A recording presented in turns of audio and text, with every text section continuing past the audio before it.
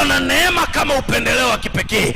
Daudi alipata upendeleo wa kipekee, Mariamu akapata upendeleo wa kipekee, Nuhu akapata upendeleo wa kipekee. Na wewe katika jina la Yesu 2025 Mungu aachilie upendeleo wa kipekee, iwe ni ofisini kwako, iwe ni kwenye biashara, iwe ni wapi. Ukiwa na upendeleo wa kipekee, watatamani wauze wao, lakini kwa sababu kuna upendeleo uko juu yako, wateja watakuja kwako.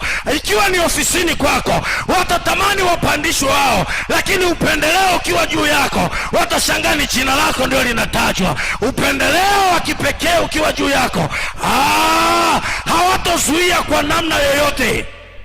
Walitamani ndugu zake Daudi wao ndio wapakwe mafuta, ila ule upendeleo wa kipekee, ule wa kipekee. Mungu akusaidie katika jina la Yesu 2025.